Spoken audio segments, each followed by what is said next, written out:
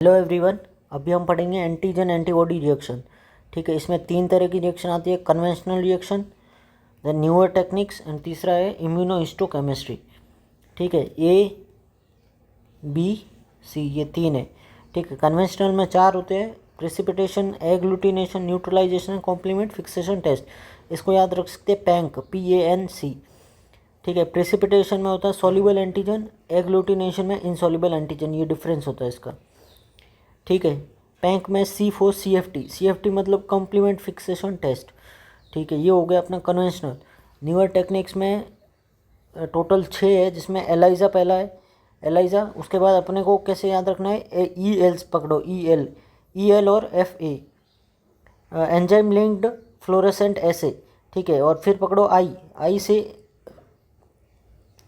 Immunological fluorescent एसे।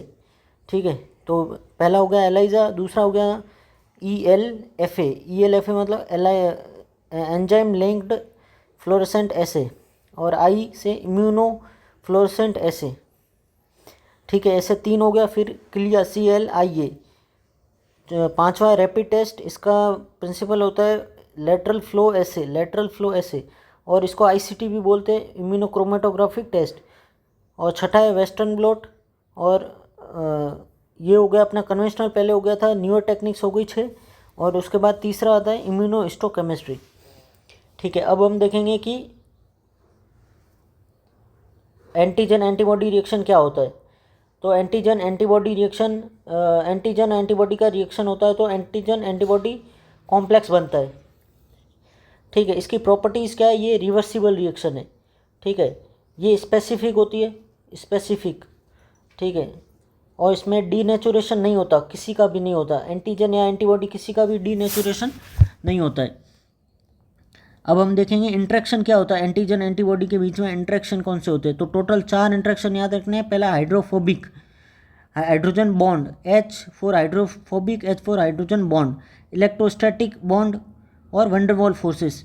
ठीक है, ये टोटल 4 होते हैं। वंडरवॉल फोर्सेस तो सभी के बीच में होता है, तो इसके बीच में भी होगा।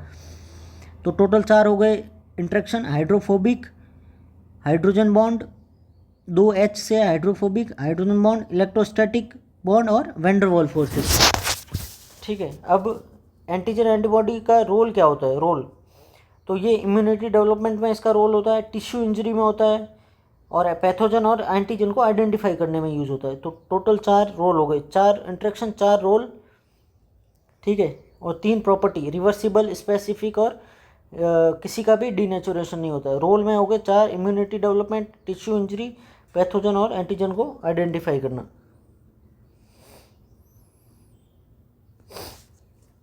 अब हम देखेंगे प्रेसिपिटेशन रिएक्शन। तो इसकी डेफिनेशन में क्या होगा, एक सॉल्युबल एंटीजन और एंटीबॉडी के बीच में रिएक्शन होगी तो एक PPT बनेगा।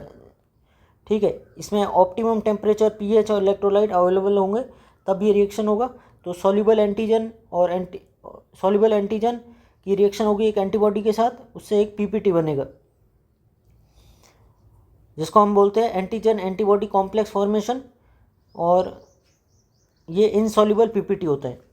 ठीक है, और अगर ये कॉम्प्लेक्स है, ये फ्लोट करता है, तो इसी रिएक्शन को अपन फ्लोक्यूलेशन टेस्ट भी बोलते हैं। अब इसकी एप्लीकेशन क्या है, एप्लीकेशन है ये सीरोलॉजिकल टेस्ट में यूज होता है। सीरोलॉजिकल टेस्ट में टाइप है, रिंग है, स्लाइड है, ट्यूब है। ठीक है, ये 4 टाइप हो गए, ring, slide, tube, precipitation reaction के। ठीक है, स्लाइड में syphilis, S for slide, S for syphilis, S for slide, S for syphilis. ठीक है, और सिफिलिस में VDRL है, RPR है, ये सब इसी के ऊपर बेस्ड है, फ्लोक्यूलेशन, स्लाइड फ्लोक्यूलेशन। दूसरा एक है इलेक्स जेल प्रेसिपिटेशन। इलेक्स जेल प्रेसिपिटेशन ये डिप्थेरिया में यूज होता है। इसमें एक प्रेसिपिटेशन रिएक्शन में एक और चीज़ आती है, जोन फिनोमिना, या फिर इसी को बोलते हैं लैटिस हाइपोथेसिस। इसमें क्या होता है, एक टेस्ट ट्यूब के अंदर एंटीबॉडी डाला जाता है इक्वल अमाउंट में, बहुत सारी टेस्ट ट्यूब ली जाती है। ठीक है, इक्वल अमाउंट में, फिर इसमें हम एंटीजन को ऐड करते जाते हैं। ठीक है, एंटीजन को ऐड करते जाते हैं, पहले तो एंटीबॉडी डाला, फिर एंटीजन को बढ़ाते जाते हैं। तो बीच वाला जो होगा ना, बीच वाला बीच वाली 3 टेस्ट ट्यूब, इसमें मैक्सिमम एंटीजन एंटीबॉडी कॉम्प्लेक्स बनेगा और मैक्सिमम प्रेसिपिटेशन होगा। क्यों? क्योंकि यहाँ पे एंटीबॉडी भी ऑप्टिमल अमाउंट में होगा और जो ये एंटीजन है ये भी ऑप्टिमल होगा, तो दोनों ज़्यादा होंगे, दोनों बराबर होंगे, तो यहाँ पे एंटीजन एंटीबॉडी कॉम्प्लेक्स ज़्यादा होगा और प्रेसिपिटेशन भी ज़्यादा होगा। तो ये इसी को ग्राफ में दिखाया गया है। यहाँ से एंटीजन ऐड कर रहे हैं तो ये बढ़ रहा है और ये एंटीजन एंटीबॉडी प्रेसिपिटेट पीपीटी कितना बन रहा है वो दिखा रहे हैं यहाँ। तो मैक्सिमम है सेंटर में जो बन रहा है ना प्रेसिपिटेट, वो मैक्सिमम है। ये देखो ये ग्राफ है, इसमें ऊपर मैक्सिमम प्रेसिपिटेट कब है? सेंटर में, सेंटर वाले जोन में, इस वाले में। पहला वाला जोन है प्रो जोन, बाद वाला सबसे बाद वाला पोस्ट जोन है और बीच वाला है इक्विवेलेंस जोन या लैटिस फॉर्मेशन जोन बोलते हैं इसको। सबसे पहले वो प्रो जोन के अंदर एंटीबॉडी ज़्यादा है एंटीजन से और पोस्ट जोन में एंटीजन ज़्यादा है एंटीबॉडी से, लेकिन जो सेंटर वाला है उसमें दोनों बराबर है, तो वहाँ पे लैटिस फॉर्मेशन होगा और एंटीजन एंटीबॉडी कॉम्प्लेक्स सबसे ज़्यादा होंगे। अब हम पढ़ेंगे एग्लूटिनेशन रिएक्शन।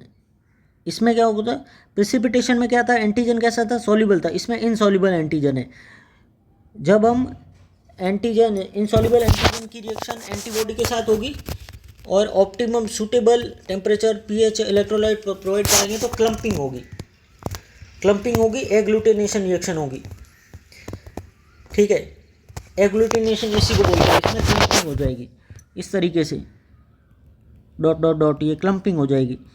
ठीक है, एंटीबॉडी को क्या बोलते हैं? एग्लूटिनिन, और एंटीजन को एग्लूटिनोजन। ठीक है, ये दो तरह की के टाइप, डायरेक्ट और इनडायरेक्ट। डायरेक्ट फर्दर स्लाइड है और ट्यूब है। स्लाइड है वो क्वालिटेटिव एल आ रहा है, इसमें भी एल आ रहा है, इसमें भी एल आ रहा है, ऐसे याद रख लो, क्वालिटेटिव। और ये क्वांटिटेटिव, यहाँ टी आ रहा है, ये टी आ रहा है, क्वांटिटेटिव। तो स्लाइड है वो क्वालिटेटिव है और ट्यूब है वो क्वांटिटेटिव है। क्वालिटेटिव में एग्जांपल है ब्लड ग्रुपिंग और क्वांटिटेटिव में विडाल टेस्ट। और इनडायरेक्ट के अंदर कैरियर होता है, कैरियर प्रेजेंट होता है, जैसे आरबीसी है, जिलेटिन है, लेटेक्स, कैरियर की हेल्प से होता है ये। Thank you.